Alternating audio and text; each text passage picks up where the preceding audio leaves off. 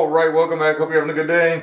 Ponytail palm tree from a big box store. There are 3 caudexes in here, or 3 trees in here, if you will.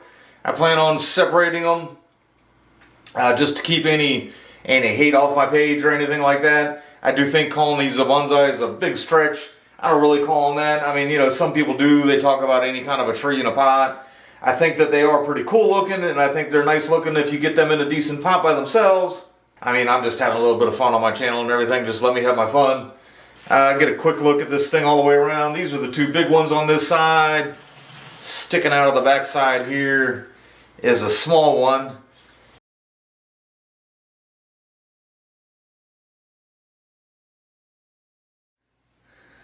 Alright, and so here is this guy. Again, just wanted to give you an update on this one. I repotted it 2 years ago. And I just noticed a few months ago that, you know, when I first got into, actually before the bonsai bug bit me, I was into succulents quite a bit. And at first I was trying to keep almost all of them inside, and I was watering them like every 2 weeks. And then slowly but surely I started realizing that they just did much better outside, and eventually I put them all outside.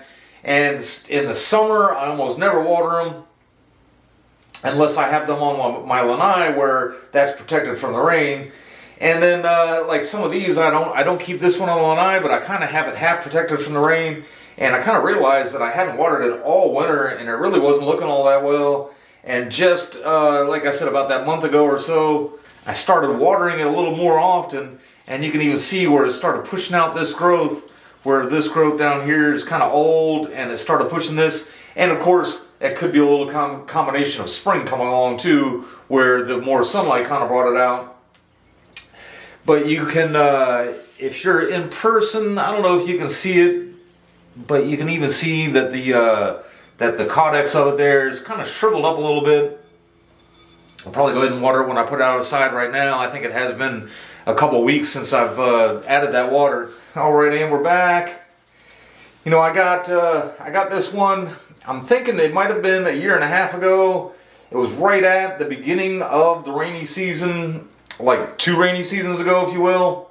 When you repot succulents, you really should leave them dry for a little while. Kind of the opposite of, you know, repotting, say, a ficus tree or really almost anything else. You always water it when you get it into its new pot. But succulent, especially because I'm going to have to cut these caudexes apart, they're kind of grown together. Anytime you create any open wounds, especially in the roots or anything like that, they really should dry out before you water them. Some people think that, you know, like when I take this out and cut it apart, that you should actually leave them dry and then wait to repot it until they're calloused up.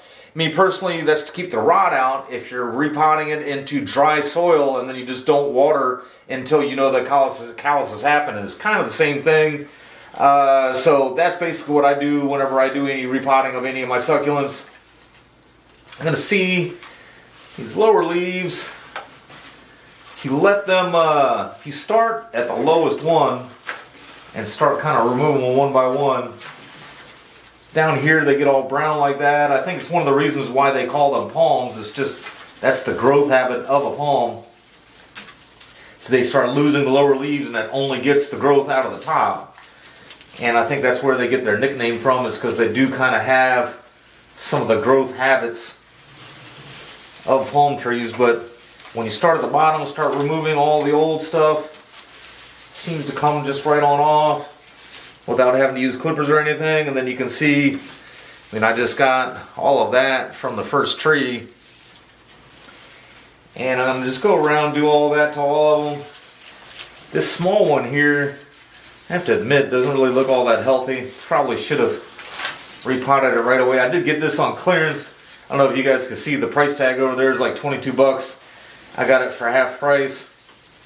That's the only reason I really grabbed it. I kind of thought, well, for $11 or $12 or whatever it was, get 3 little trees out of it.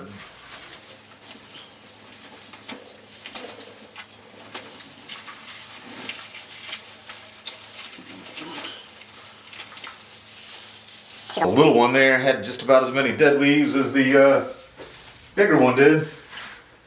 Got most of that old dead stuff off there. And you can see here, Now this one still has some green, so it wouldn't pull off that easy. You can see that it's half dead there though. I think as I get individual, as I pull these off and get them out individually, I'll probably cut some of that off, some of the browner stuff off. I was just trying to get the lower ones that just pull off really easily there before I get started. Alright, so I got my repotting tub here. Usually I have it sitting up on, I keep like an upside down big training pot in there. If you're used to watching my channel, I don't have that in there now just simply because the height of this pot here. Been kind of looking. I do believe this thing is really root bound. The idea is I might get the small one into a little terracotta pot, get the medium sized one into the same type of pot, another terracotta pot but one of the wider ones, and then I might even just put this biggest one just back into here with some better soil, but I'm not even sure if I'm going to be able to get it up out of here and actually save this pot or not.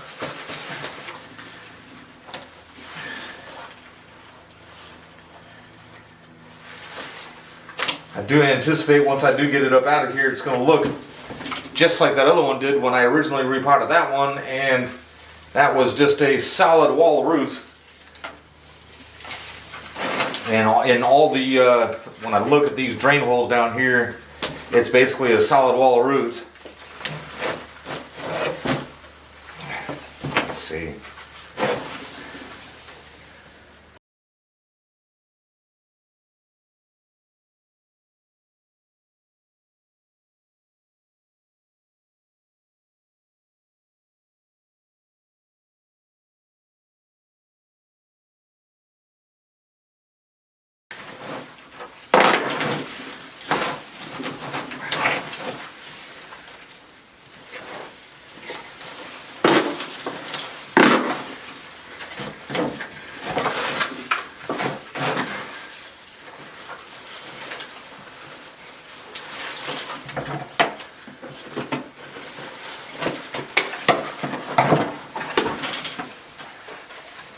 Sure, I'll have to edit some of that frustration out there.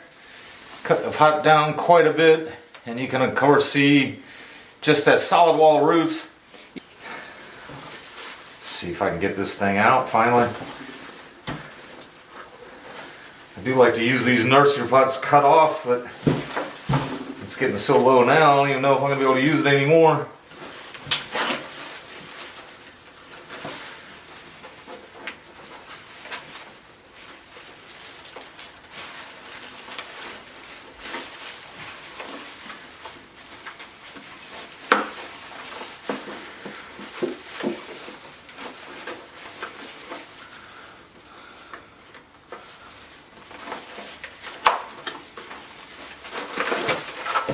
Alright, now time. And sure enough, nothing but roots. I could probably still get one of them back into that. I might use organic soil if I do that instead of inorganic soil. Not in really any hurry to do anything with these guys. So let's see.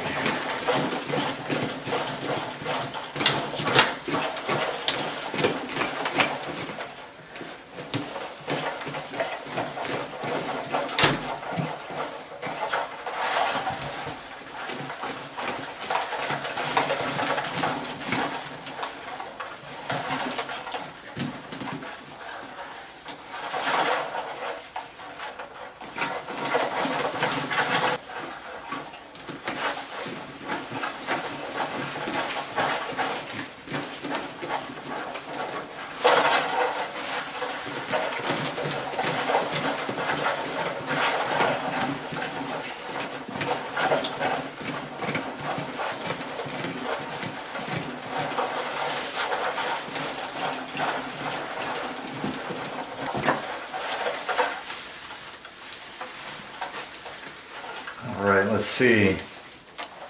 Alright, change the angle up just a little bit. Roughed up the edges there some. Never really had a plant that colonizes the pot just exactly the way this one does. But I'm hoping as I get in here and cut some of these main roots that I see kind of coming down the side, that, because the bottom of the pot is nothing but like 2 inches thick of just roots. And I'm hoping that maybe if I get some of these down the side here, that'll just kind of come off.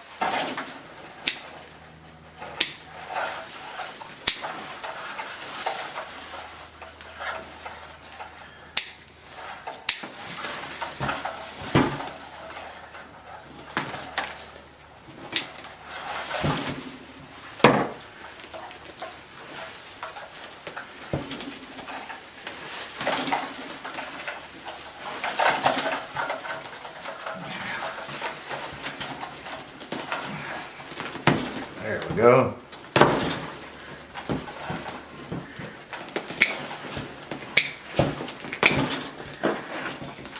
And there we go. That's that whole bottom piece I was talking about. Hardly even any dirt all the way in the bottom there. Just nothing but those roots just circling around at the bottom. I want to think about whichever one I decide to put in the wide terracotta pot. I know I'm going to put in a good substrate. Whichever one I decide to put back in there, I may use organic substrate. I don't really have a bunch of that. I might have to use a little bit of mixed used stuff, but now I want to worry about kind of getting them apart here.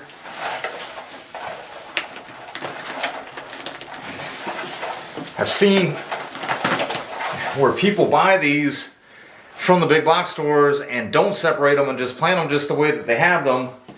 And then I've also seen, I've seen some huge ones in my neighborhood, big ones that bloom and everything else. And the ones that they plant together just never really look right. The huge ones that are by themselves, I think, are just awesome little trees. And so, even if I was planning on putting them in my yard, I would never leave them together like this.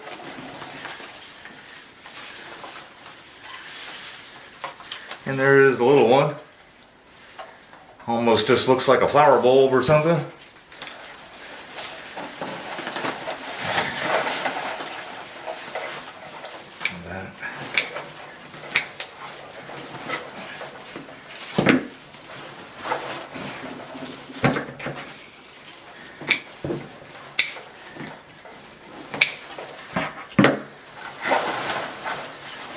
Alright. And so there we go. In the pot, I had the impression that one of them was a lot bigger than the other one. But now that I have them kind of out, I guess this one in my left hand might be a little bit bigger than that other one, but there we go. Now I got to think about what I'm going to get them in. I guess I'll start with the smallest and simplest one first. First off, just kind of getting it out of there. Did damage some more of these lower leaves than I had cut off before. So I'm going to cut off just some more of them.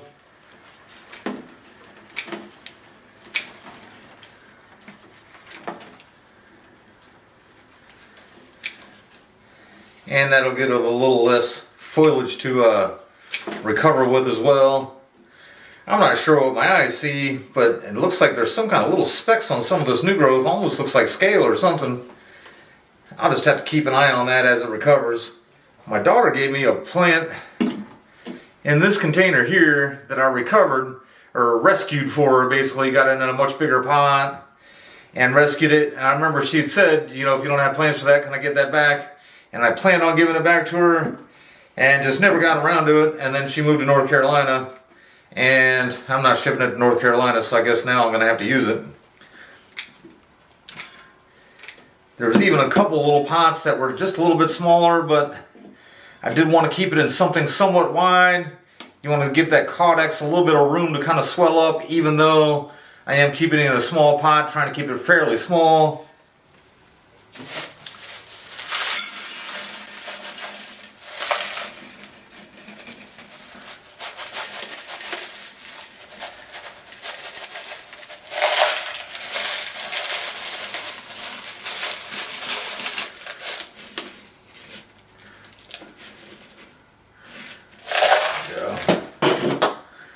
My American chopstick here.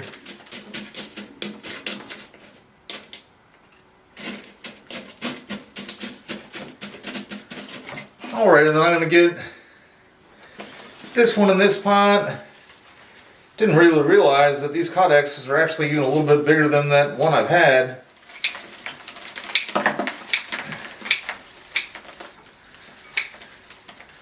I think the next time I repot this one,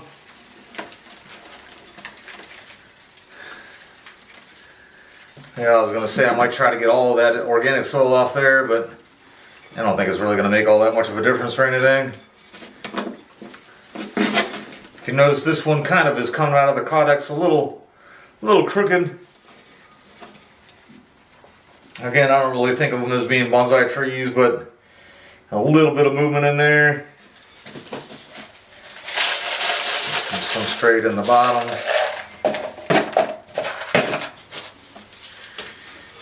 And then go ahead.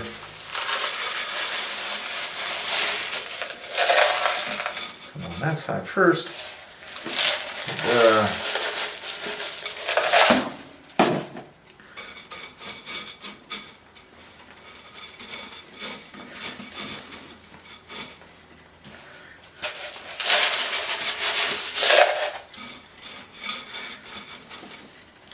Basically just get that almost like a top dressing right there.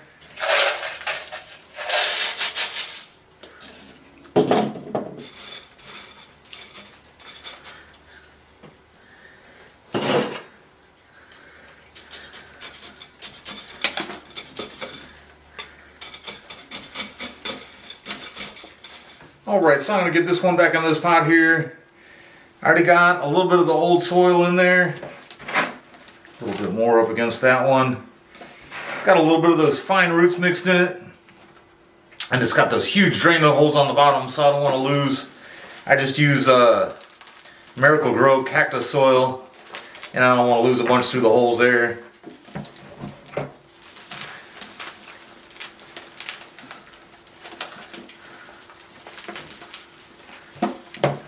And